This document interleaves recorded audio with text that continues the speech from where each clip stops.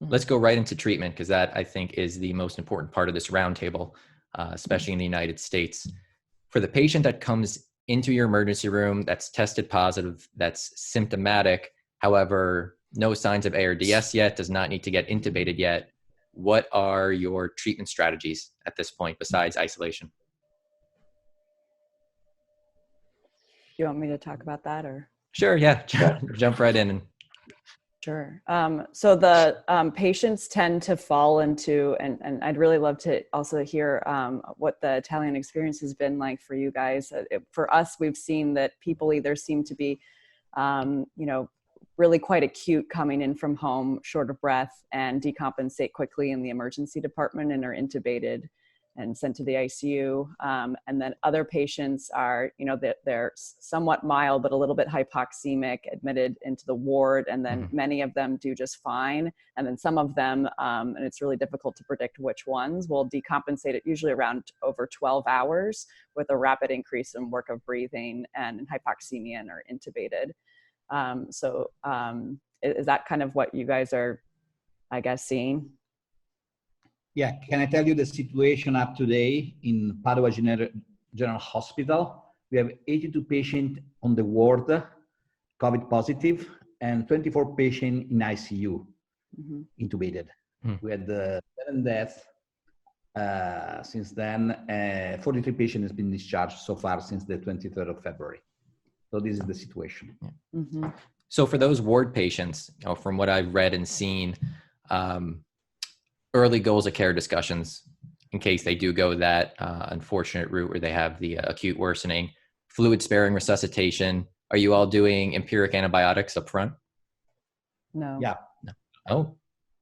Some patients, if they have bacterial pneumonia, of course, they're using some antibiotics, if not no.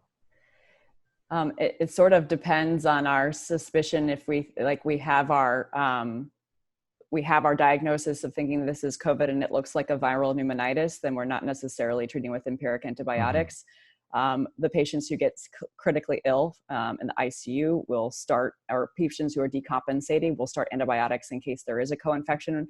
We're not really seeing co-infection when we get sputum samples, unlike where we saw with influenza, a lot of staph co-infection. I'm curious if you guys are seeing anything different with your sputum samples. Of course, we're reticent to do any aerosolizing procedures, so we're not doing bronchoscopy, but like inline suctioning when we're needing to do that anyway for some pulmonary toilet, and we've had some issues with endotracheal tubes obstructing with really thick secretions, but we're going to suction anyway. We may as well send a sample in a patient to evaluate for a ventilator-associated pneumonia or just a co-infection. That's a great point about the aerosolization. Are you avoiding non-invasive positive pressure like CPAP and high-flow nasal cannula and doing early intubation? Are you giving those a chance?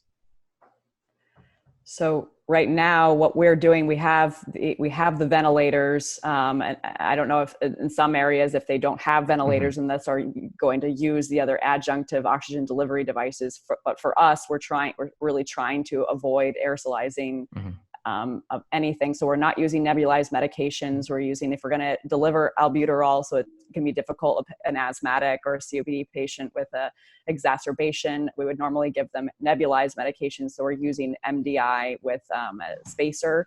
And then we are not using high rates of flow. So we're not using non-invasive positive pressure, which can be challenging in a patient maybe with obstructive sleep apnea, or we think that there's a heart failure exacerbation component or a COPD exacerbation. But in general, we're trying to avoid that. And we're not using heated high flow at high flow rates, but on no data whatsoever, we're maybe trying to limit the flow to less than maybe 20 or 30 liters. But again, when these patients start requiring more oxygen, they tend to just decompensate and require intubation. We haven't really had people that we've been able to manage on like non-rebreather masks for long. Once they require a non-rebreather, they tend to just desat and we intubate them. Just let me do one piece of information that so far, VV ECMO doesn't look like an option. Yeah, that was going to be our next big topic. So why is that? What are we seeing that VV ECMO doesn't work? Because so far they've, according to our ICU people, they have better results with pronation. So moving the into the bed, and also because patients are not hypercapnic, but are mostly hypoxemic. And so VV ECMO doesn't look to be the better choice, the best choice. So with proning, and this is a question I received from several pulmonologists in the New York area, when do you start proning? Is there a specific PEEP level that you wait for? Is earlier better? Because it does take quite a bit of resources if you have a number of patients that are prone. Yeah, these patients seem to do, and talking with my Evergreen colleagues, so that was the hospital that has had the highest volume of COVID patients with the outbreak at our nursing home, and they've done some phenomenal work. And there's also a really nice one-pager created by Nick Mark going through just kind of really nice synopsis of the disease and management. And these patients, what they've told me as well, because they have a much higher number of ICU patients right now, that the patients really respond well to proning. And so using just sort of the standard approach of optimizing PEEP and sedation and proning with a P to F less than 150 and doing doses of 16 hours and then continuing to prone until you have improvement in oxygenation. But they seem to do well with higher PEEP. And then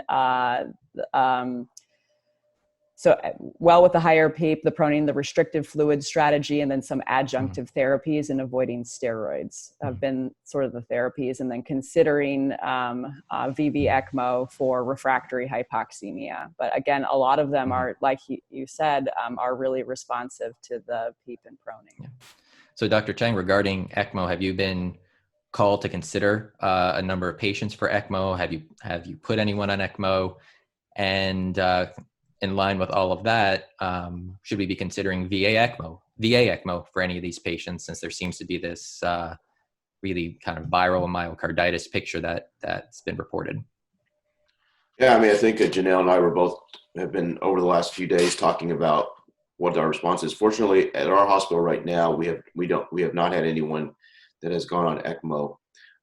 And in part, it was because when we were looking at some of the early data that was coming out of China, it was unclear to us what the benefit of ECMO was going to be in terms of the population of patients that were going to get this. I think we probably had presumed that this was going to be mostly going to be folks with a lot of comorbidities and individuals that likely were not going to benefit from a survival perspective with ECMO. However, with some more recent data that's been coming out, we've had to revisit our indications for it. And in fact, we've just recently had a regional discussion in our area in the Pacific Northwest to sort of revisit this idea of ECMO. And I think what we're starting to see is that as long as we have the resources, the staffing, and the capability, we certainly are going to be very selective still. What may have been relative contraindications probably will become more absolute contraindications, but we are going to proceed with offering ECMO for selective patients, typically those that are going to be less than 60 without significant chronic medical comorbidities.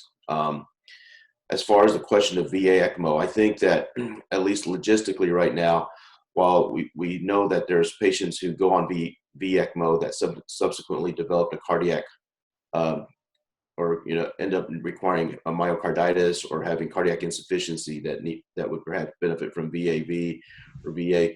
It's not something that, to be quite honest, we've been able to wrap our head around in terms of how are we going to logistically be able to plan and do that in terms of the risk-benefit ratio.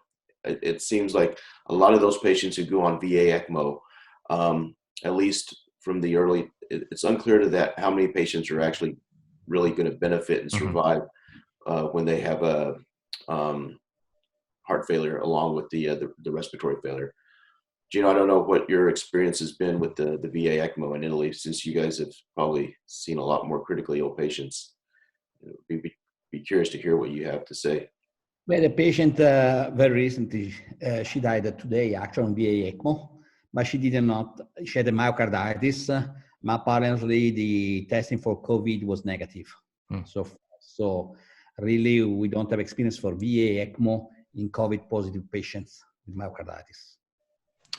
A surgeon out of New York City, a cardiac surgeon, was asking, is there any role for Impella or other MCS devices in patients that develop a myocarditis picture? That was another thing that we had been discussing of the logistics of Right. doing things for these patients is incredibly challenging. So for example, if we are going to employ ECMO, we would be doing a bedside cannulation within a COVID ICU only using bedside ultrasound. To think about how we are going to do this, to put in an Impella, that would mean utilizing a cath lab, negative airflow, terminal clean. It would change everything. Yep. And so really, we don't even send these patients to CT. So I think that really limits thinking about how are you going to avoid nosocomial spread of COVID is a really important consideration. Yep. Great.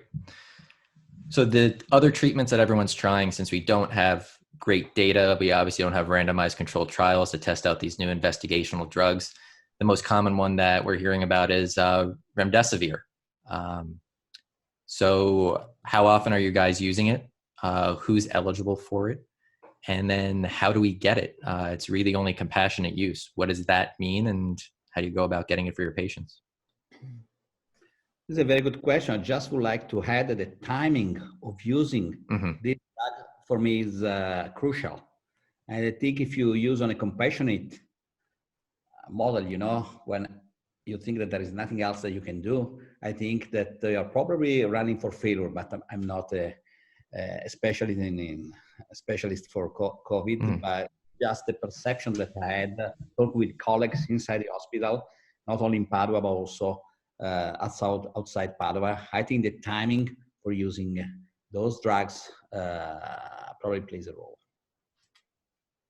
Yeah. So most of our patients were trying to get them on chloroquine or hydroxychloroquine or remdesivir. And part of the issue with remdesivir, there's an ongoing trial, but they need to not have a renal insufficiency. And so that's when then we've been trying to apply for potential compassionate use, which is really challenging. I'm not sure we've been successful with that, but the other patients that are hospitalized and ill, initiating remdesivir early, and then discontinuing it once the patient is clinically sort of like out of the woods would be the plan, just for conservation of something that we think may be a benefit, and are leaning pretty heavily on our infectious disease colleagues for kind of like making recommendations and communicating with each other. There's been a lot of collaboration trying to determine what do we think is potentially working and how do we assess which patients to use this in. A lot of hard work from infectious disease. So that's a good point. So you start it early before they get intubated, before they reach that critical phase. And then my understanding is the recommendation is you're supposed to give a 10-day course, but you're stopping it as soon as they're out of the woods just for conservation purposes. Is that correct? Well, that it's really like not clear what the duration should be, and I'm not sure that it's necessarily something we'd say is standardized. And but there is a thought of how long do you continue this? What kind of course should you do, and not to overutilize something in a patient that's improving, but not prematurely terminate it. So it's not clear what the best course is. And you had mentioned Plaquenil, hydroxychloroquine. There are some rumors really that it works as a prophylactic drug in high-risk patients or in healthcare workers. But again, obviously we don't have any data to back that up. Any experience, anything that you've seen so far? Yeah, I didn't think so. I've heard from many patients and family members that are going to get it filled at pharmacies just to have it, just in case. And that, again, it's one of those things that we just don't have data for. Maybe we shouldn't do that, because then we're not going to actually have it available in the hospital. Exactly. That could be another thing that we would run out in, analogous to our PPE crisis. Yep. Other drugs that I was asked about by many of the pulmonologists and thoracic surgeons that submitted questions. Kaletra, which is lopinavir, ritonavir, it's an HIV medication. Tocilizumab, which is a monoclonal antibody for rheumatoid arthritis. You'd mentioned trying those when patients can't get remdesivir. What have your experiences been so far? I personally don't have any experience using them, and we haven't been using them in the University of Washington yet. I think that on principle, it's a little bit worrisome to use tocilizumab in the absence of an antiviral. But there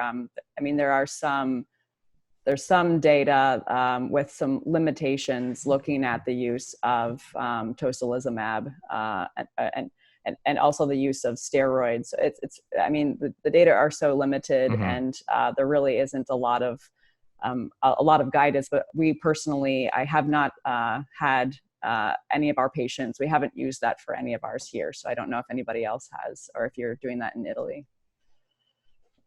What's the usual cocktail in Italy? Yeah, they've been used at the beginning with some controversial results. So from my point of view, it's impossible to draw perfect. And I think that it's important also to, these are investigational drugs, and we don't know the benefit or the harm. So it's really important that we aren't introducing harm, and really focusing on excellent critical care and the principles that we know really work. So when we think about lung protective ventilation and attention to appropriate titration of PEEP, pronate, and giving them time.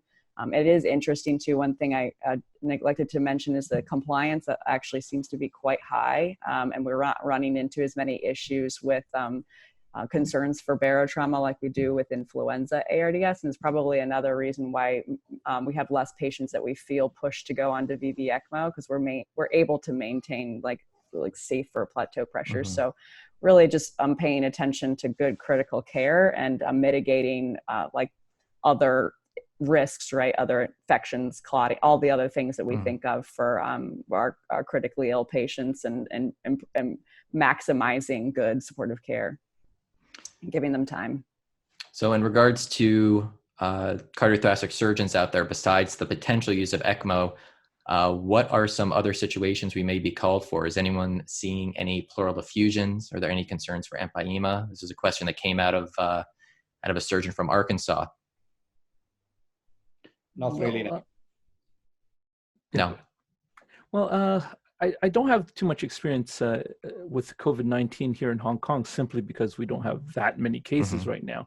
But we could refer back to our experience with SARS. And back then, at least in public hospitals, effusions and empyemas were fairly rare.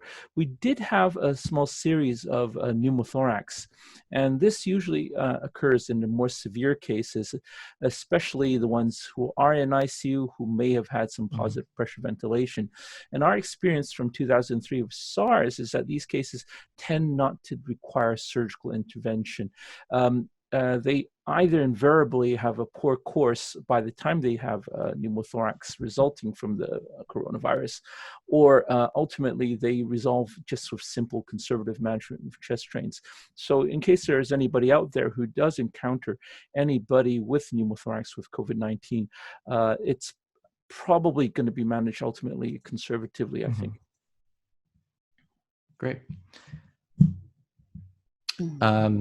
I can add something regarding the situation of solid organ transplantation in Italy at the moment, because the entire program is completely collapsing because, of course, all the ICU fully dedicated to COVID positive patients. The ability to identify donors is really disappearing. Right. So at the moment we are completely blocked as far as solid organ transplantation is concerned. So for the rare patient that may need to go to the OR that does have COVID-19, a question that came out of California from a surgeon is, do pathologists, do our scrub nurses need to handle the tissue, infected tissue anyway, if a patient's getting a lung resection for whatever reason? Is there any chance for infection from that route?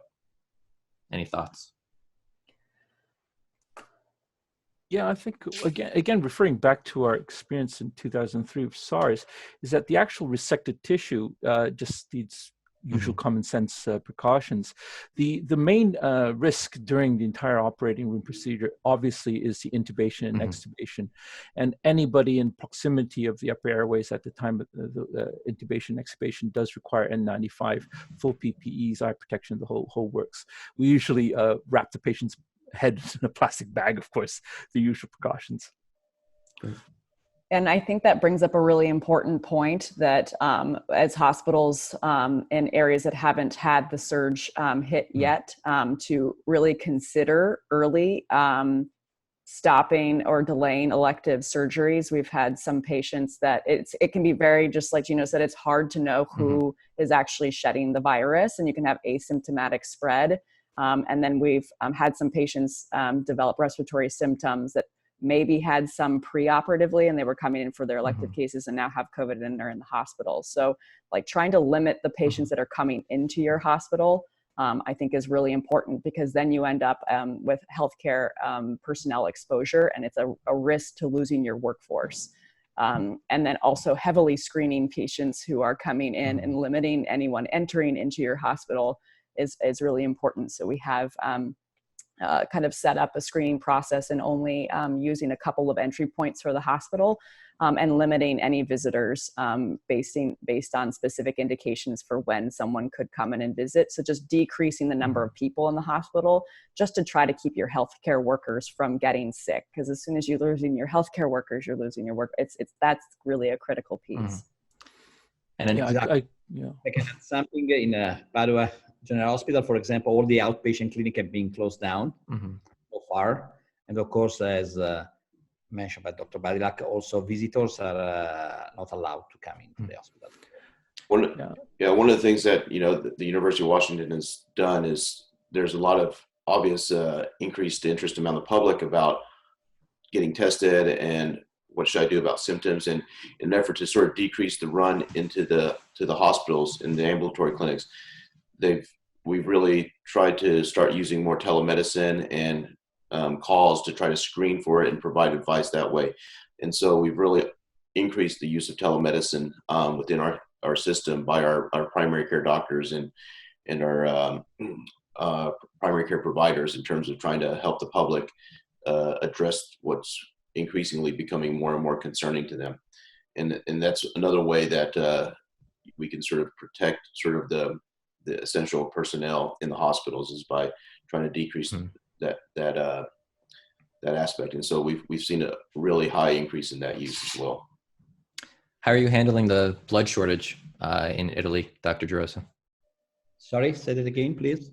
How are you handling the blood shortage in Italy, since obviously people aren't donating? Very, very good question. This shortage was striking a couple of weeks ago. Now, on TV, there is a lot of advertisement to ask people to come to the hospital and to donate blood. And these are slightly increasing again. So we had this shortage, but hopefully in the upcoming weeks, we should be able to sort it out. Right. I think we will end on one deeper comment from you, Dr. Gerosa. You're essentially can go back in time right now, since you're about 11 to 14 days ahead of us. What would you tell people in the United States on the other side of the world right now, as we're just starting to see the extent of this pandemic? Only 3 words: stay at home. Don't get it together. Stay at home. That's the best message I can deliver to you. I think we can all agree with that. And on that note, to all the healthcare workers out there, please stay safe, avoid elective procedures, and be careful. Thank you. Thank you. Thank you.